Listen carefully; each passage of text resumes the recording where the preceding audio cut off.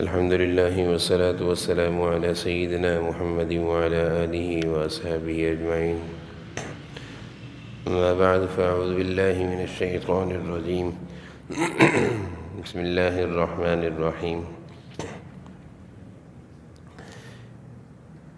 يا أيها الذين آمنوا قوا أنفسكم وأهليكم نارا وقودها الناس والحجارة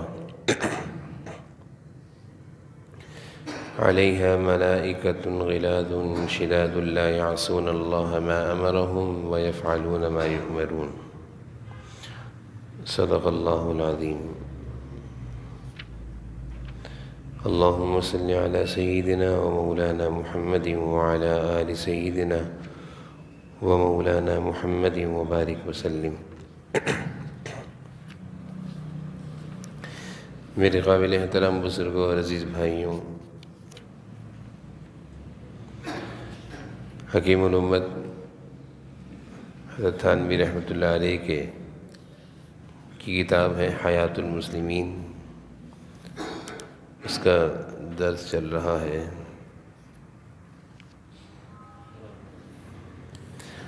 آج کے درس میں حضرت علم دین کے حاصل کرنے کی فضیلت اور اس کی ضرورت اور اس کی اہمیت کو بیان فرما رہے ہیں۔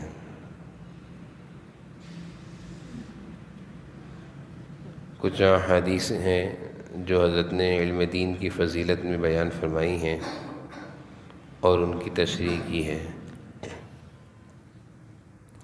ایک حدیث میں ہے، جب کوئی آدمی دین کی باتیں سیکھنے کی غرض سے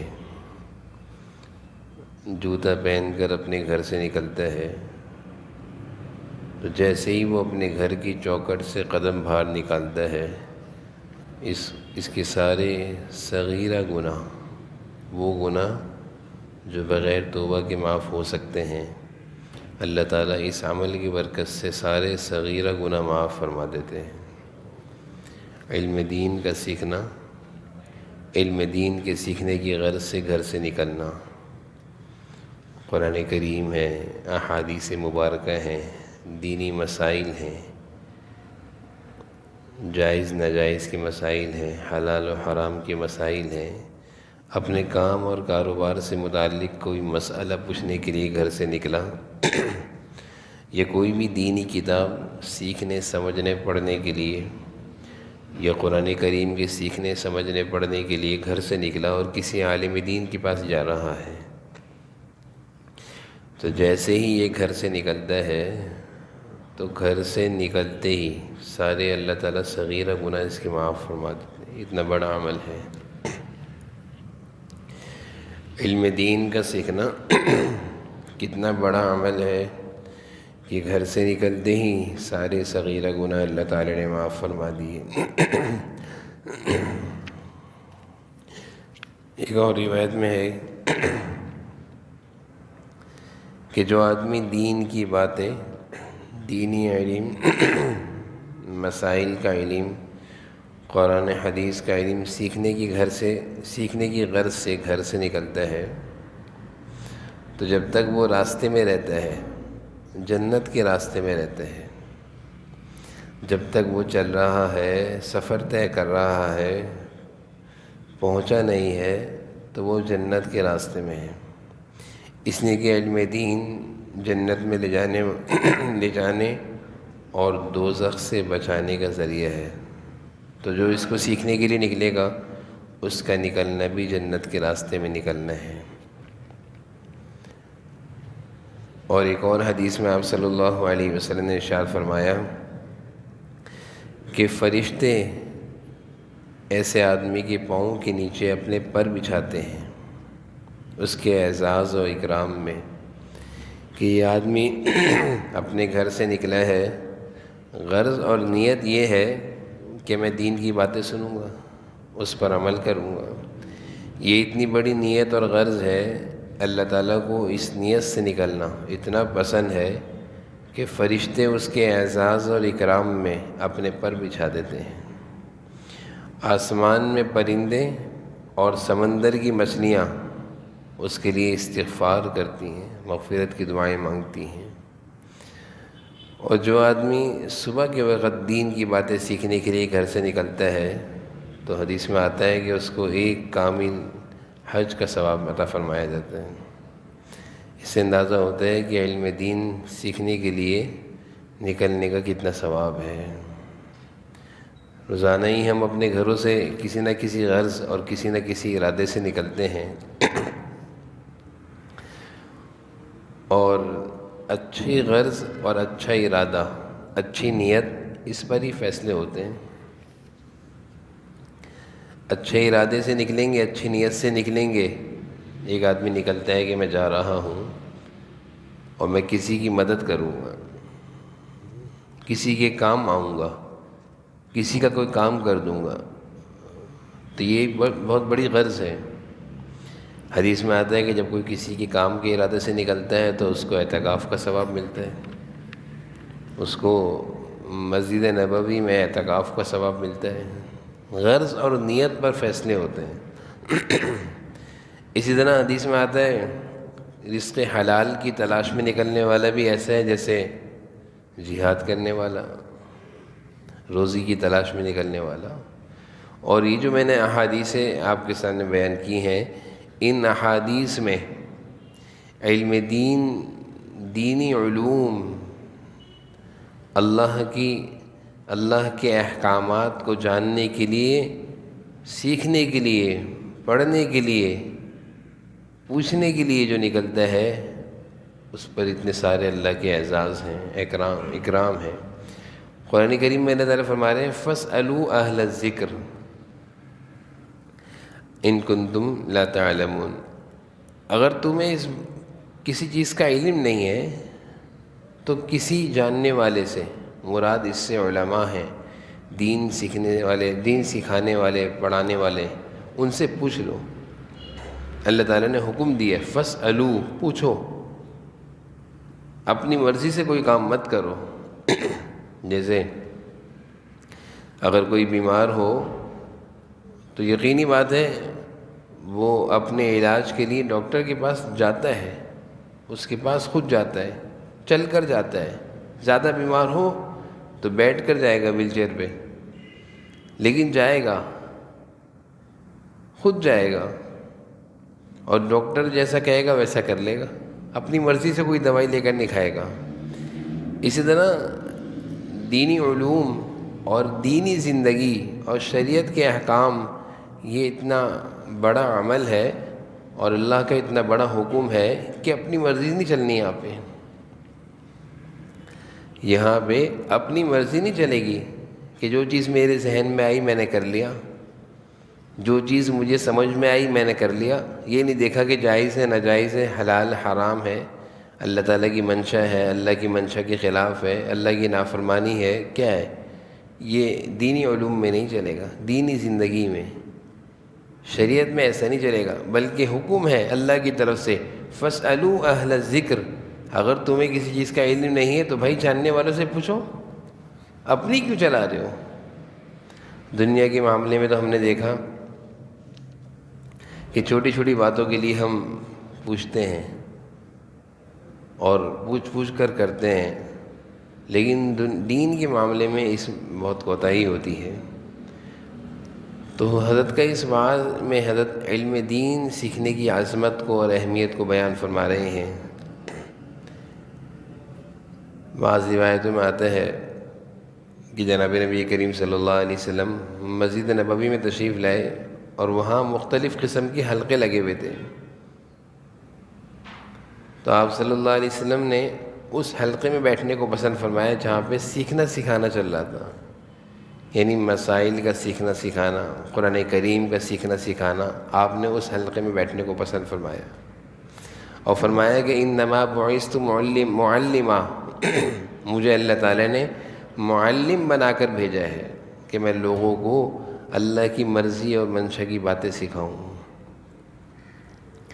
حضرت ابو ہریرہ رضی اللہ عنہ کے بارے میں آتا ہے آپ صلی اللہ علیہ وسلم کے دنیا سے چلے جانے کے بعد حضرت ابو ہریرہ ایک دفعہ بازار تشریف لے گئے، اور بازار جانے کے بعد لوگ اپنے کاروبار میں مصروف تھے، اور آپ نے بازار میں جا کر ایک آواز لگائی اور کہا کہ اے تاجروں، تم یہاں کاروبار میں مصروف ہو اور مسجد نبوی میں حضور اکرم صلی اللہ علیہ وسلم کی میراث تقسیم ہو رہی ہے. تو سارے لوگ یہ سمجھیں کہ کوئی مال تقسیم ہو رہا ہوگا، جبکہ آپ صلی اللہ علیہ وسلم جب دنیا سے گئے تو آپ کچھ بھی نہیں چھوڑ کے گئے. اب آپ کی ملکیت میں کوئی روپے پیسے نہیں تھے، آپ بالکل ہر چیز کو صاف کر کے گئے، جس کا جو حق سب دے دا کر گئے.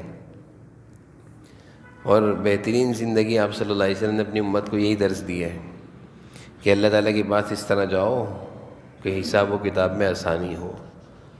ایسا نہ ہو کہ وہاں ہم حساب ہی دیتے رہ جائیں، کیونکہ یہ تو بات پکی ہے کہ اللہ تعالیٰ کے دربار میں ایک ایک چیز کا حساب دینا ہوگا، ایک ایک روپے پیسے کا. کہاں سے آیا، کیسے آیا، جائز ناجائز، حلال حرام، کہاں خرچ کیا، کیسے خرچ کیا. تو آنے کا بھی سوال ہوگا، جانے کا بھی سوال ہوگا. آمدنی آئی کہاں سے تھی، کمائی کیسی تھی، اور آمدنی کو لگایا کہاں ہے. نہ انسان کمانے میں آزاد ہے، نہ انسان مسلمان خرچ کرنے میں آزاد ہے. یہ اللہ کے حکم کا پابند ہے. کمانے میں بھی دیکھنا ہے کہ کوئی غلط ناجائز آمدنی نہ ہو، اور خرچ کرنے میں بھی دیکھنا ہے کہ غلط جگہ پر خرچ نہ ہو رہا ہو. اور بہترین مسلمان وہ ہے کہ جب وہ اللہ کے پاس جائے تو ہلکا پھلکا ہو، ہلکا پھلکا. حدیث کا مفہوم ہے ہلکا پھلکا مسلمان.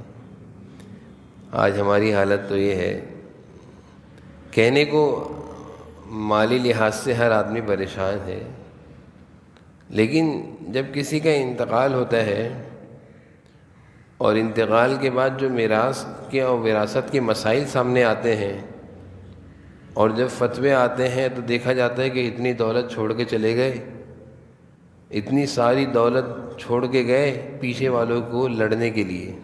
اب اس دولت میں لڑائیاں ہو رہی ہیں، بیٹے لڑے، اب بیٹوں کی لڑائیاں ختم ہوئی، پوتے لڑ رہے ہیں. اتنی ساری دولت اپنی زندگی میں، حدیث میں آتا ہے نا، انسان کہتا ہے مالی مالی، میرا مال میرا مال. آپ صلی اللہ علیہ وسلم نے ارشاد فرمایا تیرا مال تو وہ ہے جو تو نے کھا لیا، پہن لیا، ختم کر دیا. باقی جو تو جمع کر رہا ہے چھوڑ کے جائے گا، یہ تیرا تھوڑی ہے. یہ تو تیرے ورثاء کا ہے جو تیرے مال پر مزے کریں گے، اور حساب تو دے گا، حساب تو دے گا. کمائی تیری، محنت تیری، خون پسینہ تیرا، جمع کر کے تو چھوڑ کے جن کے لیے جا رہا ہے، ورثاء کے لیے، حساب بھی تو دے گا. تو احادیث سے معلوم چلتا ہے کہ اللہ تعالیٰ کے پاس اس طرح جاؤ کہ ہلکے پھلکے ہو، بوجھ نہ ہو، کندھے بھاری نہ ہو، لوگوں کے حقوق نہ ہو، اور زیادہ جمع کیا ہوا نہ ہو کہ وہاں حساب دینے میں دیر لگ جائے. جیسے کوئی آدمی سفر پر جا رہا ہو تو جب ایئرپورٹ پہ جاتے ہیں تو بعض لوگ تو وہ ہوتے ہیں جن کا سامان بہت زیادہ ہوتا ہے، تو ان کے سامان کا وزن بھی ہوتا ہے، دیکھ بھال بھی ہوتی ہے، اضافی سامان کے پیسے بھی لیے جاتے ہیں، اور وہ ان کے چہرے پر پریشانی بھی ہوتی ہے. کیسا ہوا ہے جب لوگ حج اور عمرے سے آ رہے ہوتے ہیں تو دیکھا گیا ہے کہ واپسی میں ہر آدمی کا سامان جاتے ہوئے تو ایک بیگ ہوتا ہے، واپسی میں 4 بیگ ہوتے ہیں. لیکن اندازہ کیجئے، میں اس سے آخرت سمجھا رہا ہوں کہ جس آدمی کا سامان زیادہ ہوتا ہے، ہم نے یہ دیکھا کہ وہ بار بار وزن کر رہا ہوتا ہے، اور اس کا سامان اگر 10 کلو بھی زیادہ ہوتا ہے تو وہ اپنے ساتھیوں کی منتیں کر رہا ہوتا ہے، بھائی کچھ سامان تم لے لو. تو سب کہتے ہیں بھائی میرا سامان پہلے ہی زیادہ ہے، کوئی کسی کا بوجھ نہیں اٹھائے گا. اللہ تعالیٰ فرما رہے ہیں یا ایھا الناس اتقوا ربکم واخشوا یوما لا تجزی والد عن ولدہ. بیٹا باپ کا بوجھ نہیں اٹھائے گا، دوست کا بوجھ کیسے اٹھائے گا؟ اتنا قریبی رشتہ ہے، کل قیامت کے دن یہ رشتہ کام نہیں آئے گا، دوست کہاں سے کام آئے گا؟ تو باخدا یہ منظر وہاں دکھتا ہے کہ اگر ہم اپنے ساتھیوں سے کہیں بھائی میرا سامان زیادہ ہو گیا کر لو، میرا سامان پہلے ہی زیادہ ہے۔ آخرت میں بھی یہ ہوگا نا، وصاحبتہ واخی، بھائی بھائی سے بھاگتا ہوگا، بیوی شوہر سے بھاگتی ہوگی، بیٹا باپ سے بھاگتا ہوگا کہ کوئی مجھ سے نیکی نہ مانگ لے۔ تو اس موقع پر بھی سبھی کہتے ہیں کہ بھائی میرا سامان پہلے زیادہ ہے۔ اچھا، جس کا سامان زیادہ ہوتا ہے اس کے چہرے پر اتنی زیادہ پریشانی کے آثار ہوتے ہیں، گھبراہٹ ہوتی ہے کہ امیگریشن میں جب جائیں گے تو سامان زیادہ ہوا تو وہ میرے سے یا تو سامان واپس پھینک دے گا یا اضافی پیسے مانگے گا، آپ پریشانی لگی ہوئی، اور ٹینشن میں اس کے پاس جا کر سامان رکھتے ہیں اور کانٹے پر نظر ہوتی ہے کہ کتنا بڑھ رہا ہے، 10 کلو بڑھ گیا، اتنے آپ کو اضافی دینے پڑیں گے، اور جب دوسرے ملک میں ہوتا ہے تو وہیں کی کرنسی چلتی ہے اور پریشانی۔ اور ایک وہ آدمی جو ایک بیگ چلاتے ہوئے لاتا ہے اور یوں بیگ رکھا، وزن کرایا، وزن کی اجازت ہے مثال 35 کے جی اور اس کا 10 کے جی، جاؤ ادھر سے اس نے بورڈنگ کاٹ لی، ادھر سے جا کر بیٹھ گیا آرام سے انتظار میں کہ کب حکم آئے گا جہاز میں جاؤ، کب کہا جائے گا کہ بھائی اعلان ہو گیا بھائی فلاں جگہ جانے والے لوگ جا کر جہاز میں بیٹھ جائیں۔ یہ ہلکا پھلکا آدمی ہے، ایک چھوٹا سا بیگ، اور باہری سامان لے کر چلنے والا لائنوں میں لگا ہوا ہے، امیگریشن میں پریشان ہے، وہ کہہ رہے ہیں بھائی آپ کو اتنے پیسے دینے پڑیں گے، کہیں تھوڑے پیسے کم کر لو، نہیں بھائی ابھی لائن، یہ سب سے آخر میں کھڑا ہوا ہے، اس کی حالت پریشان ہے کہ جہاز نہ نکل جائے۔ اسی طرح دو آدمی، ایک وہ آدمی جو بہت سارے نامہ اعمال کے بنڈل لے کر جا رہا ہے، لوگوں کا مال بھی ہے، دولت بھی بہت چھوڑ کر آیا ہے، جائیداد بھی بہت چھوڑ کر آیا ہے، زمینیں بہت چھوڑ کر آیا ہے، یہ وزنی آدمی، یعنی جب یہ دنیا میں آیا تھا، جب بچہ دنیا میں آیا تھا تو اکیلا آیا تھا، کچھ بھی نہیں تھا، جب ہم سفر پر جاتے ہیں تو ایک بیگ لے کر جاتے ہیں، جب آتے ہیں تو 4 بیگ، تو یہ مسلمان جب دنیا میں آیا تھا کچھ نہیں تھا اس کے پاس، اور جب یہ دنیا سے جا رہا ہے اتنا وزنی سامان، یہ سب حساب کتاب ہے، یہ سب حساب کتاب ہے۔ اللہ کے دربار میں جب یہ پیش ہوگا تو اللہ کہیں گے ہاں بھائی اتنی جائیداد چھوڑ کر آئے ہو، ذرا حساب تو دو، وزن ہوگا، وزن ہوگا، جیسے امیگریشن والے کہتے ہیں نا وزن ہوگا، آپ کو ایسے نہیں جانے دیں گے، آپ کا سامان زیادہ ہے، وزن ہوگا۔ اللہ تعالیٰ پوچھیں گے ہاں بتاؤ یہ دولت کہاں سے آئی تھی، کس کا حق مارا تھا، کس کی دولت، کس کی جائیداد پر قبضہ کیا تھا، حساب دینا پڑے گا۔ اور حدیث میں نے گزشتہ اتوار کو بیان کی تھی حدیث کہ جس کا حساب لیا گیا من نوقش عذب، حدیث ہے کما قال، کہ جس کی پوچھ گچھ ہوئی اس کی پکڑ ہو گئی، جس کی پوچھ گچھ ہوئی اس کی پکڑ، وہ نہیں بچتا، اور جو ہلکا پھلکا آیا ایک بیگ رکھا نکل گیا۔ تو جو وہ مومن اللہ کے دربار میں جب حاضر ہوگا اور بہت ساری جائیداد دولت چھوڑ کر آیا ہوگا، ان کو تقسیم کر کے نہیں آیا، اپنی زندگی میں مالک بنا دو بھائی، آسان طریقہ ہے، کمایا ہے اللہ نے، حلال کمائی دی، آمدنی دی ہے، اپنی زندگی میں تقسیم کر دو، سب کو مالک بنا کر اپنی جان چھڑاؤ، تاکہ اللہ کے پاس جب میں جاؤں تو خالی ہوں، میرے پاس کچھ نہیں، اللہ میں سب دے کر آیا ہوں۔ اب جس کو دے وہ خود حساب دے گا، حلال طریقے سے اگر کمایا ہے تو حساب نہیں دینا ہوگا، اگر حرام کمانے کے بعد دنیا میں مالک بھی بنا کر آئیں گے پھر بھی حساب دینا ہوگا۔ اور ایک وہ ایمان والا ہے جو ہلکا پھلکا ایمان والا ہوگا، حدیث میں بڑی فضیلت ہے، حدیث میں بہت فضیلت ہے ایسے آدمی کی کہ جس کا کچھ نہیں ہوگا، ہلکا سا سامان لائے گا، اللہ کے سامنے پیش ہوگا، اللہ کہیں گے یہ تو کبھی بھوکا رہتا تھا کبھی کھاتا تھا، پہننے کے کپڑے بھی اس کے پاس کم تھے، جا اس کو جانے دو، تو یہ جائے گا، بیٹھ جائے گا انتظار میں بورڈنگ کارڈ لے کر کہ پتہ نہیں کب جنت کھلے گی، میں جنت میں چلے جاؤں گا، جنت کھلے گی جنت میں چلے آؤں گا، جنت میں جانے کا اعلان ہوگا، اور وہ جس کا بوجھ زیادہ ہے وہ بیٹھا ہوا حساب دے رہا ہے، حساب دے رہا ہے، اس کا حساب دو، اس کا حساب دو، پھر حساب میں پکڑ ہو جاتی ہے۔ حدیث میں آیا نا کہ بہت سارے لوگ اللہ کے بندے دنیا میں ایسے ہیں جو ظاہری لحاظ سے پراگندہ ہیں، جسم پر اچھے کپڑے نہیں ہیں، اور ان کے پیچھے دولت بھی کے انبار بھی نہیں ہیں، اور معاشرے میں ان کی کوئی عزت بھی نہیں ہے، کیونکہ ہمارے معاشرے میں تو عزت اس کی ہوتی ہے جس کے پاس دولت ہو تو لوگ اس کو کہتے ہیں بڑا آدمی ہے، اور جس کے پاس کچھ نہیں ہو، پیدل چلتا پھرتا ہو، تو اس کو تو کوئی دیکھتا ہی نہیں معاشرے میں سے۔ حضور صلی اللہ علیہ وسلم فرما رہے ہیں یہ آدمی اگر ایمان والا ہے، اللہ کا بندہ ہے، اور اس کے پاس کچھ نہیں ہے، لیکن اللہ کے ہاں اس کا ایسا مقام ہے کہ یہ کسی چیز پر قسم کھا لے کہ اللہ ایسا کر دے، اللہ تعالیٰ اس کی بات پوری کر دیں گے۔ مقام دیکھیں، ہلکے پھلکے مومن کی بات ہو رہی ہے کہ ہلکا پھلکا مومن جس کے پاس کچھ نہیں ہے، اللہ کے ہاں اس کا مقام دیکھیں کہ وہ اگر کسی بات پر یہ کہے اللہ تیرا بندہ ہوں یہ کام کر دے، اللہ کر دیتے ہیں۔ اتنا مقام ہے اس کا، ہلکے پھلکے مومن کا۔ تو دولت کے کمانے سے بھی منع نہیں ہے، کمانا بھی ہے، رزق حلال کے لیے کوشش بھی کرنی ہے، سب کر دیں، لیکن فکر آخرت بھی غالب رہے کہ اللہ کے پاس جانا ہے، کیا حساب دوں، کیسے۔ کتنے ایسے اللہ والوں کو دیکھا کہ آخرت کی تیاری میں ایسے مصروف رہتے تھے جیسے ہم لوگ کہیں سفر کر رہے ہوں اور ہمیں پتہ ہو کہ ہمارے 3 دن بعد سفر ہے، تو ہم 3 دن سے کیسے سفر تیاری کر رہے ہوتے ہیں، کیونکہ ہمارا سفر یقینی ہوتا ہے کہ میں نے فلاں تاریخ کی فلائٹ ہے، جانا ہے۔ اس سے زیادہ یقینی آخرت کا سفر ہے، کیونکہ جہاز لیٹ بھی ہو سکتا ہے، فلائٹ کینسل بھی ہو سکتی ہے، لیکن جس کی آخرت کی فلائٹ آ گئی، آخرت یعنی جانے کا وقت آ گیا، اس میں کوئی کینسلیشن نہیں ہے، وہ تو پکی ہے، اس میں تو جانا ہی جانا ہے۔ اس میں یہ نہیں کہ نہیں ابھی نہیں، آپ کو مہلت دے دی گئی ہے 2 دن بعد آپ کو لے جایا جائے گا۔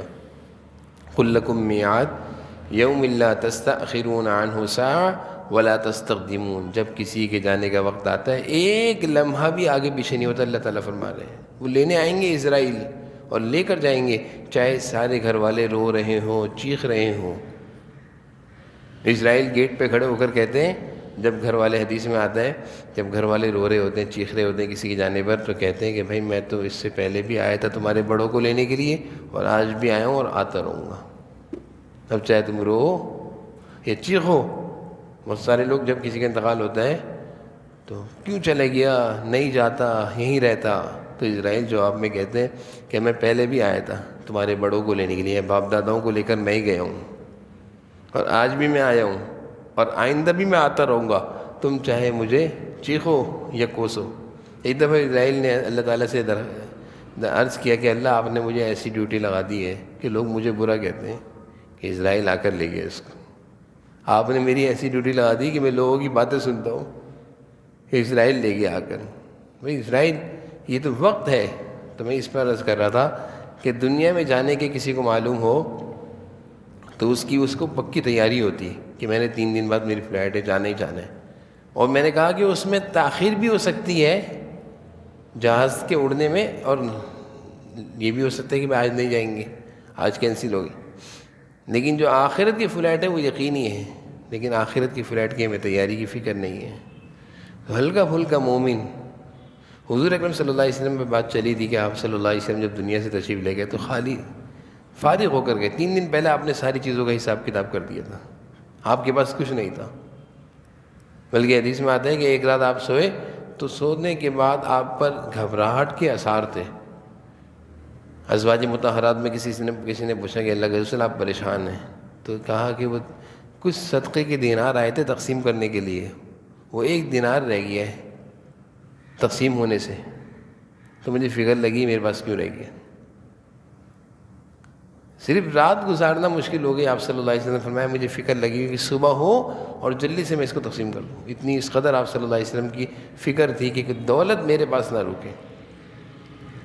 تو ابو ہریرہ رضی اللہ عنہ نے بازار میں جا کر اعلان کیا کہ بازار تاجروں، حضور صلی اللہ علیہ وسلم کی میراث تقسیم ہو رہی، تم لوگ یہاں کاروبار کر رہے ہو، سارے بھاگے اس میں کہ اللہ کے رسول کی میراث سے مراد کوئی مال ہوگا، کوئی کپڑے ہوں گے تو کچھ برکت کے لیے لے لیں گے، کچھ نہ کچھ تو اس سے میں آئے گا۔ جب سب بھاگے تو مسجد میں تو کوئی میراث تقسیم نہیں ہو رہی تھی، مسجد نبوی میں سارے واپس آ گئے۔ ابو ہریرہ رضی اللہ عنہ سے کہنے لگے آپ نے تو یہ کہا وہاں تو کچھ نہیں ہو رہا، تو ابو ہریرہ کہنے لگے وہاں کیا ہو رہا تھا؟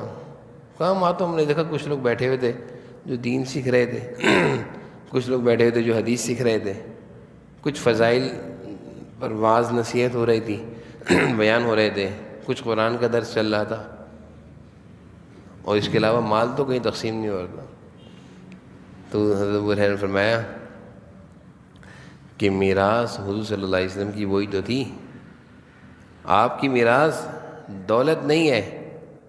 انبیاء علیہ السلام کی میراث حدیث کا مفہوم ہے دولت نہیں ہوتی، مال نہیں ہوتی، مجاہدات میں کچھ نہیں چھوڑ کے جاتے.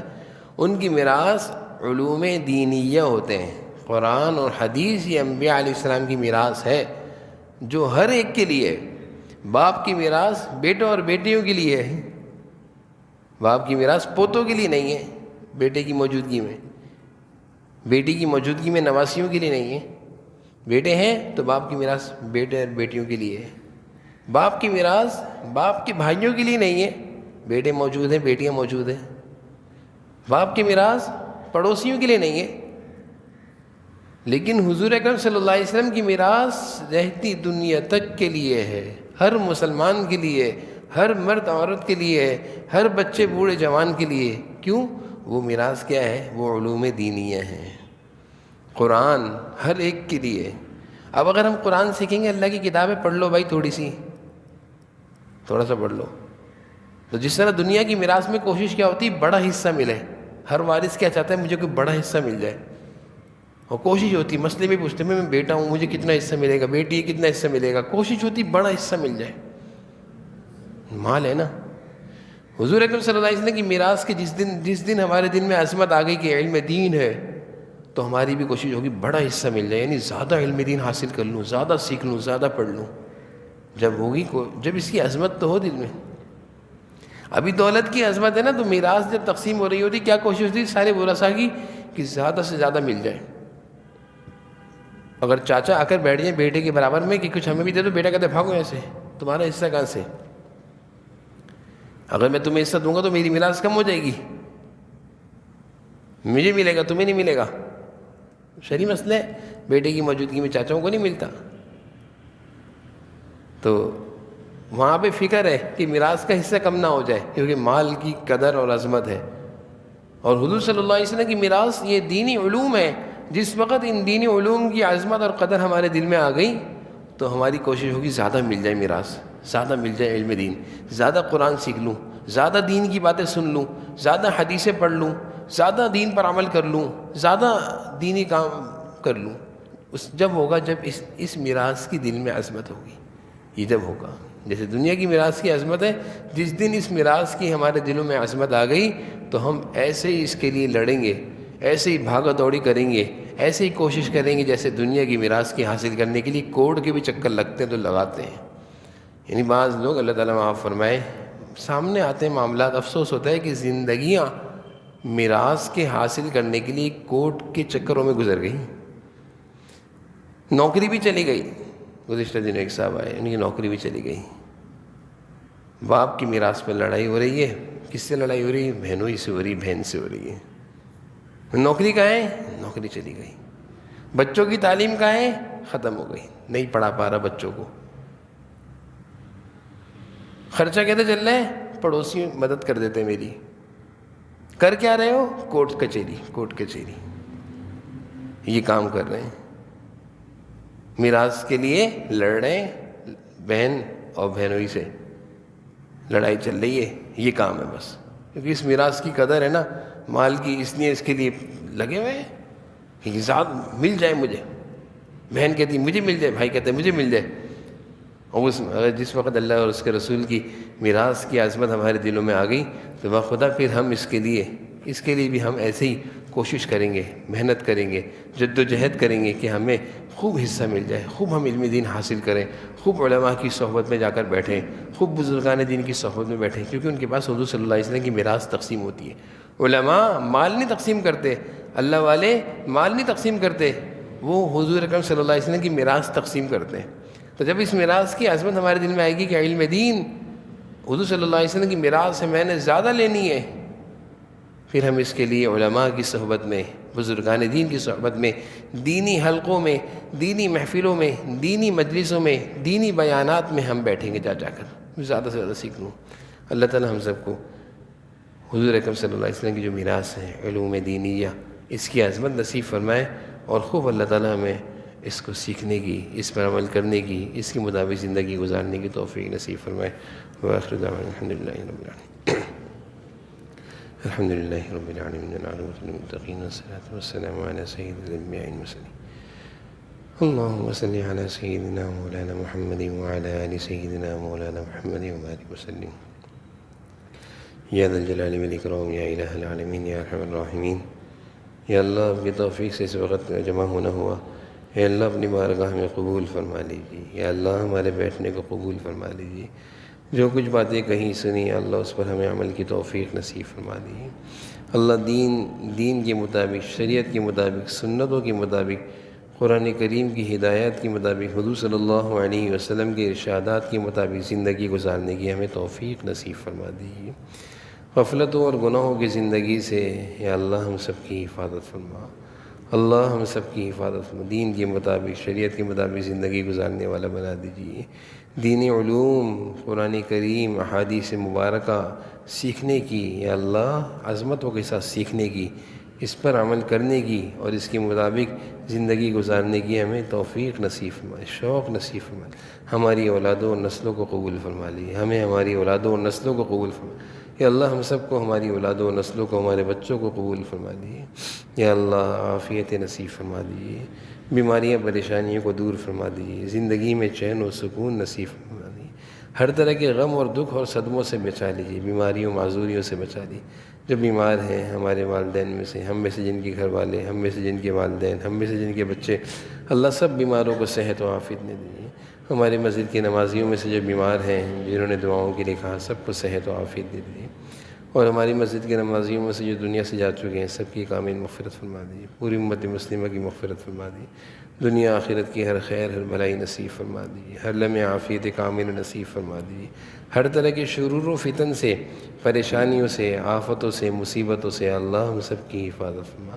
ربنا تقبل منا انك انت السميع العليم وتب علينا انك انت التواب الرحيم۔ صلی اللہ علیہ النبی الکریم وعلی آلہ وصحبہ۔